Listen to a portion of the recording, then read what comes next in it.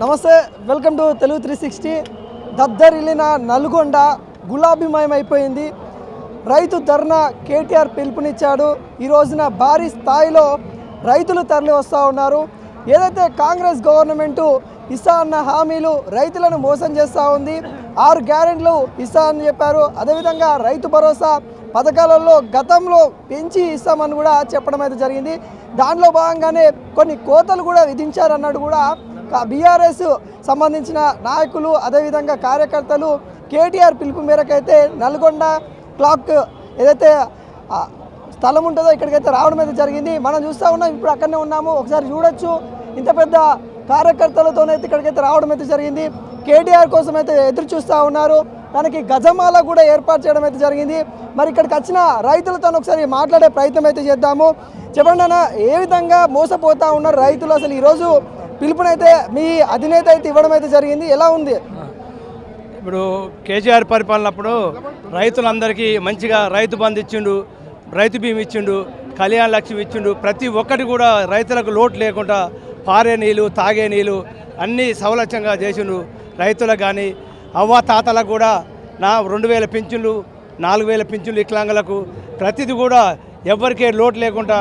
మొన్న యాసంగి కాలంలో కూడా కేసీఆర్ పరిపాలన కింటాకు 2700, 2800 సన్నోట్లు పడ్డాయి. ఇవాళ 2400, 2200, 2300 కూడా అడ్డగోలుగా మిల్లులలో పోసొచ్చి రైతులు గోస కట్టుకుంటారు. కనీసానికి ఎలాంటి న్యాయం జరగలేదు. కాంగ్రెస్ వాళ్ళు కూడా చెప్పారు కదా, సన్న బియ్యానికి 500 రూపాయలు బోనస్ ఇస్తా ఉన్నాము, అన్ని చేస్తా ఉన్నామని. ఏది కూడా ఇవ్వలేదు. సన్న బియ్యాన్ని బోనస్ ఇవ్వలేదు, వేది లేదు, సన్నోట్లో కూడా బోనస్ లేదు. ఇవాళ కనీసానికి సన్నోట్లో కాదు బోనస్ ఇచ్చేది, 1000 దొడ్లోట్లకు బోనస్ ఇస్తే రైతులకు సీసీ పెట్టినందుకు సీసీలో ఐకేపీలో వస్తుంది. నువ్వు సన్నోట్లు అమ్ముకొని తీసుకపోయి మిల్లులు అమ్ముకుంటే నీకు బోనస్ ఎవరు ఇస్తారండి? ఎవరు బోనస్ ఇయ్యరు. అందుకనే కేసీఆర్ పరిపాలన బాగుంది. కేసీఆర్ మళ్ళీ రావాలి. కేసీఆర్ వస్తేనే పేదలకు కానీ అవ్వాతాతలకు కానీ రైతులకు కానీ. మీరు బీఆర్ఎస్ పార్టీలో ఉన్నారు కాబట్టి కేసీఆర్ రావాలనుకుంటారా? బీఆర్ఎస్ పార్టీలు ఉన్నా లేకుండా న్యాయంగా రైతు పరంగా న్యాయంగా మాట్లాడుతున్నాం. మనకి ఇక్కడ జరిగేది 6 గ్యారెంటీలు అన్నాడు. ఏ గ్యారెంటీ అమలు చేసినండి? ఒక బస్సు పెట్టిండు, ఫ్రీ బస్సు అని పెట్టి వాడోళ్ళు కొట్టుకొని వస్తున్నారు.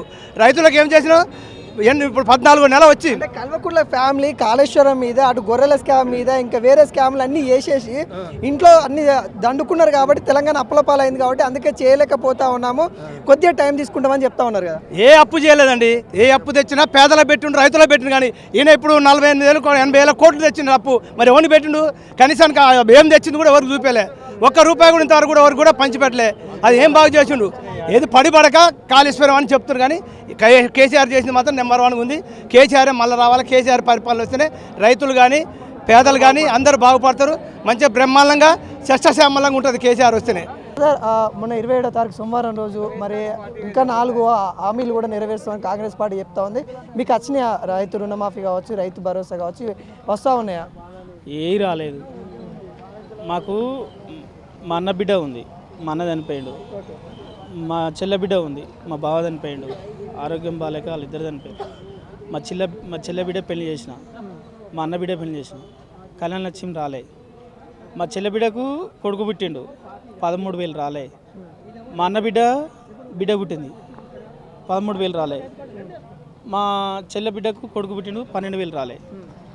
నా బిడ్డ ఇప్పుడు స్కాలర్షిప్ ఇంతకుముందు కేసీఆర్ గవర్నమెంట్లో నెలకు 1 నెల 2 నెల అట్లా స్కాలర్షిప్ 5,000 పడేది. అవి కూడా బంద్ అయినాయి.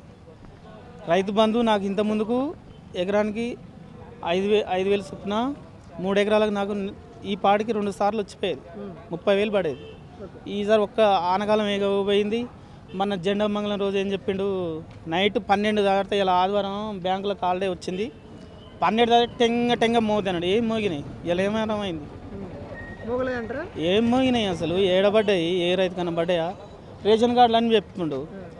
మండలానికి ఒక్క ఊరు చెప్తుండు. మరి కత్తిమూలు ఎడిపోతారు? ఒక్క ఊరు. మా గ్రామ పంచాయతీ, మా మండలం వల్ల 37 ఉన్నాయి. ఒక గ్రామ పంచాయతీ ఎన్నుకున్నావు, కత్తిమ ఎడిపోతాయి? వాళ్ళందరూ ఓట్లేదా రేవంత్ రెడ్డికి? మోసగాడు, మాయల పక్కీరు రేవంత్ రెడ్డి. కేసీఆర్ సారు ఫామ్ హౌజులు ఉన్నా, ప్రగతి భవన్లు ఉన్నా, కరోనా టైంలో కూడా రైతు బంధు ఆగలే. చాలా మోసగాడు.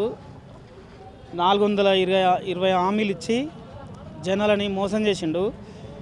ఆయన అసలు వస్తాడు అనుకోలే, ఊరికనే ఒట్టిన అట్లా గాలికి అన్ని మాటలు చెప్పిండు. రేవంత్ రెడ్డి నన్ను నమ్మరు, ఎట్టా కాంగ్రెస్ పార్టీని నమ్మరు, కేసీఆర్ నమ్ముతురు అని చెప్పి ఒట్టినే అన్నీ చెప్పేసిండు.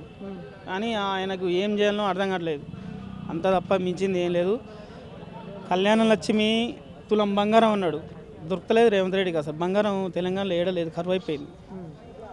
కళ్యాణ లక్ష్మి లేదు, రైతు బంధు లేదు, ఏది లేదు. అసలు చాలా ఆగమైపోయింది తెలంగాణ. అమ్ముకుంటుండు రేవంత్ రెడ్డి. ఆయన ఎంతసేపు ఉన్నా ఆయన కుర్చీని కాపాడుకోవడం తప్ప పథకాలు ఏవి రావు, ఎక్కడ పోవు. జనాలకు అందరికి అర్థమైపోయింది. ఆయన ఒంటరిగా వచ్చిండనుకో రేవంత్ రెడ్డిని చెప్పు తీసుకొనే కొడతారు జనాలలో. ఇట్లా తిరిగిండనుకో, ఆయన సెక్యూరిటీ లేకుండా వచ్చిండనుకో, ఆయనని కానీ ఆ పార్టీలో ఉన్న ఎమ్మెల్యేలను కూడా తిరగనిస్తలేరు. అసలు గ్రామసభ పెడితే ఏం చేస్తురా, ఏం వచ్చినాయి మాకు, ఏంది మీరు చెప్పిన పథకాలు ఏంది అన్నీ అయిపోతుంది.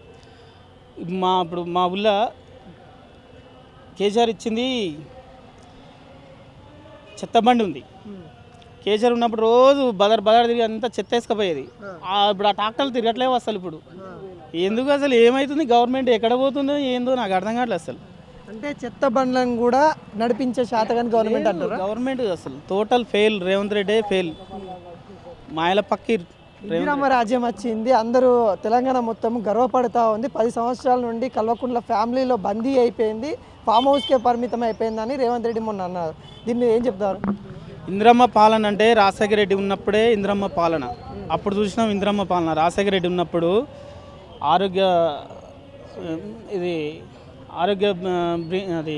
ఆరోగ్యశ్రీ ఒకటి 108 అయ్యి ఇందిరమ్మ పాలన. కట్టుకున్నోనికైనా కమ్మలు గుడిసె లేకుండా చేసిండు రేవంత్ రెడ్డి కాదు, రాజశేఖర రెడ్డి. రాజశేఖర రెడ్డి పేర్లో ఇందిరమ్మ రాజ్యం చూసినాం. ఇప్పుడు దొంగల రాజ్యం. రాజశేఖర రెడ్డి కట్టుకుంటోనికన్నా ఇల్లు ఇచ్చిండు, రేషన్ కార్డు ఇచ్చిండు, ఆరోగ్యశ్రీ ఇచ్చిండు, స్కాలర్షిప్లు ఇచ్చిండు. అది ఇందిరమ్మ రాజ్యం ఉంటుంది. ఇదేముంది, ఈయన ఆంధ్ర చంద్రబాబు నాయుడు తొత్తు. ఆయన ఎమ్మటి వాళ్ళకే పదవులు అంతే తప్ప అసలైన కాంగ్రెస్ వాళ్ళు లేరు. అసలైన కాంగ్రెస్ వాళ్ళు కూడా వాళ్ళ కుక్కకు బొక్కేస్తే పేదవాళ్ళు ఎట్ట మూసుకుంటారు, వీళ్ళు కూడా అట్టనే మూసుకురు. ఇది నిజమైన పాలన కానే కాదు. ఇప్పుడు ఎలక్షన్ పెట్టినా కూడా మళ్ళీ కేసీఆర్ కళ్ళు మూసుకున్నా కానీ వస్తాడు. ముసలోళ్ళకి కరోనా టైంలో కూడా పింఛన్లు వచ్చినాయి. ఆ ముసలోళ్ళకి ఇప్పుడు 4,000 అని చెప్పిండు, 7,000 4,000. వికలాంగులకు 6,000 అన్నాడు, 7,000 అన్నీ.